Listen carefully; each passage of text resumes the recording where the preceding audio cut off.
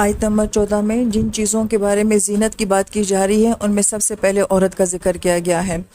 ایسا کیوں ہے؟ تو اس کے بارے میں ایک دنیا والوں کی سوچ اور نظریہ ہے کہ جیسے کہ فرائڈ نے یہ بات کہی تھی کہ انسانی محرکات میں سب سے مضبوط اور زبردست محرک جو ہے وہ یہی محرک ہے، یعنی کہ سیکشول محرک ہے، کہ انسان جو ہے وہ عورت کی طرف بہت زیادہ جو ہے وہ کشش محسوس کرتا ہے۔ جبکہ ایسا بھی دیکھا گیا ہے کہ بعض لوگوں کے لیے عورت جو ہے وہ اتنی زیادہ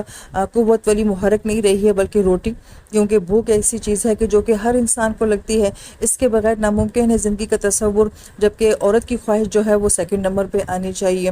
یہ تو دنیا والوں کی طرف سے ایک بات کی جاتی ہے، مگر قرآن اس بات کو کیسے بیان کرتا ہے؟ قرآن یہ کہتا ہے کہ دنیا کی سب سے قیمتی اور خوبصورت مخلوق جو ہے وہ عورت ہے، اس لیے سب سے پہلے جو ہے وہ اس کا ذکر کیا گیا ہے کہ انسان بہت شدت کے ساتھ جس چیز کی طرف کشش محسوس کرتا ہے وہ عورت ذات ہے۔ جیسا کہ حدیث پاک کا مفہوم ہے کہ دنیا تمہارے لیے ایک متاع ہے اور تمہارے لیے اس دنیا میں بہترین متاع ایک اچھی عورت ہے۔ پھر آپ علیہ السلام نے فرمایا کہ وہ کیسی عورت ہے کہ جسے دیکھ کر انسان خوش ہو جائے، جو کہ اطاعت کرنے والی ہو، اور جب مرد گھر میں موجود نہ ہو تو وہ مال کی بھی حفاظت کرنے والی ہو اور عزت کی بھی حفاظت کرنے والی ہو۔ پھر ایک اور حدیث پاک میں نبی علیہ السلام نے فرمایا کہ مجھے تمہاری دنیا میں عورت خوشبو بہت پسند ہے اور میری آنکھوں کی ٹھنڈک نماز۔ تو گویا کہ اس میں بھی محدثین کرام یہ فرماتے ہیں کہ ایک بیلنس ہمیں دکھا دیا گیا ہے کہ عورت کی طرف کشش محسوس ہوتی ہے، خوشبو بھی بہت اچھی لگتی ہے، مگر جو دل کا سکون ہے اور جو ٹھنڈک ہے وہ کس چیز کے اندر ہے؟ وہ نماز کے اندر ہے۔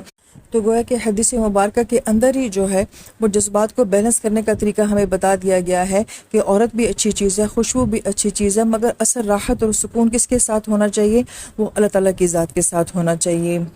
اس آیت مبارکہ کے بارے میں ایک منفی سوچ جو ہمارے ذہنوں میں آ جاتی ہے وہ یہ کہ سب سے پہلے عورت کا ذکر کیوں کیا گیا ہے؟ گویا کہ عورت کی خواہش رکھنا کیا بہت بری چیز ہے، یا عورت کے اندر کسی قسم کی کوئی خامی یا کمی ہے جس کی وجہ سے اس کی محبت کو جو ہے وہ پہلے ذکر کیا گیا ہے؟ تو اگر ہم جملے کی ترتیب کو دیکھیں کہ اگر بیٹوں کا ذکر پہلے کیا جاتا، سونے چاندی کا ذکر، ایون یہ کہ مال مویشیوں کا ذکر بھی پہلے کیا جاتا، اور بعد میں اگر عورت کا ذکر کیا جاتا، تو ہمیں اس بات کے اندر بھی بڑی تحقیر محسوس ہوتی کہ پہلے سب چیزوں کی محبت کی بات کر کے آخر میں جو ہے وہ عورت کی محبت کی بات کی گئی ہے۔ لہٰذا اس کو ایک اور انداز سے دیکھنا چاہیے جو کہ مثبت انداز ہے قرآن پاک کو دیکھنے کا، وہ یہ کہ سب سے پہلے عورت کا ذکر اس وجہ سے کیا گیا ہے کہ وہ ہے ہی اتنی خوبصورت چیز، تو گویا کہ انسان اسی چیز کی طرف کشش محسوس کرتا ہے جو قیمتی ہوتی ہے، جو پیاری ہوتی ہے۔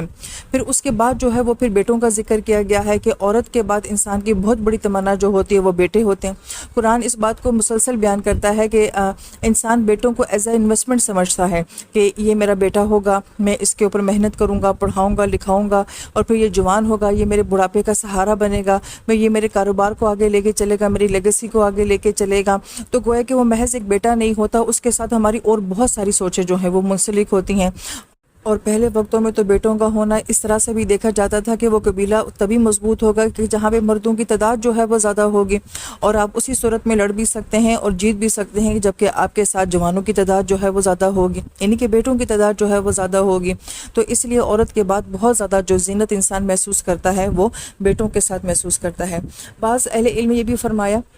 کہ یہاں پہ جو ہے وہ بیٹیوں کا ذکر کیوں نہیں کیا گیا، تو اس کا جواب یہ دیا گیا کہ بیٹی جو ہوتی ہیں وہ دنیا کی زینت نہیں ہے، بلکہ بیٹیاں جو ہوتی ہیں وہ ہمارے گھروں کی، ہمارے دلوں کی زینت ہوتی ہیں، اس لیے یہاں پہ بیٹوں کا ذکر کیا گیا ہے، بیٹیوں کا نہیں۔ حالانکہ بیٹیاں بھی ایسی ہوتی ہیں کہ جو کہ خوبصورت چیز ہوتی ہیں جس کی طرف انسان کشش محسوس کرتا ہے۔ تو بعض اوقات جو مستشرقین ہوتے ہیں وہ اس طرح کی آیات میں اس طرح کے نکات نکال کے مسلمانوں کو گمراہ کرنے کی کوشش کرتے ہیں کہ دیکھیں پہلے عورت کا ذکر کیوں کر دیا، اس لیے کہ شاید کوئی نیگیٹو بات ہے اس کے اندر، یا پھر یہ اشکال ڈالنے کی کوشش کرتے ہیں کہ بیٹوں کا تو ذکر کیا، اس کا مطلب ہے کہ بیٹیاں اہم نہیں ہیں۔ تو قرآن کو صحیح انداز سے سمجھنا جو ہے وہ بہت ضروری ہو جاتا ہے۔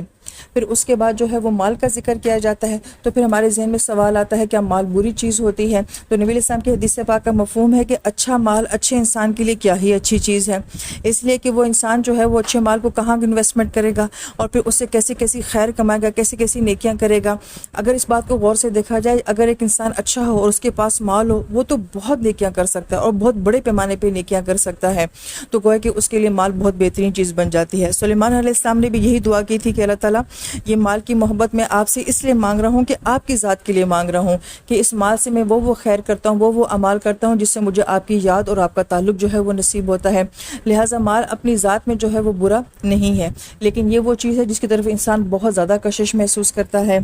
پھر آیت مبارکہ میں جو الفاظ استعمال کیے گئے ہیں وہ قناطیر اور مکنطرہ کے استعمال کیے گئے ہیں۔ قناطیر کا لفظ جو ہے یہ کنطرہ سے ہے، اور کنطرہ کہا جاتا ہے کہ پہلے زمانے میں لوگ سونے چاندی کو تھیلی میں ڈال کے باندھ دیا کر دیتے تھے، اس لیے کنطرہ کا جو ہے معنی گرا لگانا اور باندھنا بھی ہوتا ہے۔ لیکن اس کے ساتھ بھی جب مکنطرہ کا لفظ آتا ہے تو گویا کہ کسی خزانے کا کسی محفوظ جگہ پہ دفن ہونا، یعنی کہ آپ کے مال دولت کا محفوظ ہونا۔ اس میں بھی ایک انسانی نفسیات کو یوں بیان کیا گیا ہے کہ انسان جو کچھ کما رہا ہوتا ہے اس کی شدید تمنا ہوتی ہے کہ یہ محفوظ بھی ہو، اس کو کوئی میرے سے لے نہ جائے۔ تو جیسے کہ اب یہاں پہ ایک تھیلی کا ذکر کیا گیا ہے، تھیلی کے اوپر جو ہے وہ گرہ لگائی جاتی ہے، پھر ان تھیلیوں کو کسی محفوظ مقام پہ جو ہے وہ دفن کر دیا جاتا ہے، جیسے کہ آج ہمارے لاکرز ہوتے ہیں یا ہمارے چھوٹے چھوٹے جو باکسز ہوتے ہیں، ہم نے ایک باکس کو اس کو پھر دوسرے باکس میں ڈالا ہوتا ہے۔ اور لاکرز کی بھی ایک طرح سے یہاں پہ شکل ہمیں سمجھ آتی ہے کہ انسان اپنے مال کو کسی سیف جگہ پہ، محفوظ جگہ پہ جو ہے وہ رکھنا چاہتا ہے۔ تو اس سے سمجھ آتی ہے کہ انسان کو اپنے مال کے ساتھ کتنی دلچسپی ہوتی ہے۔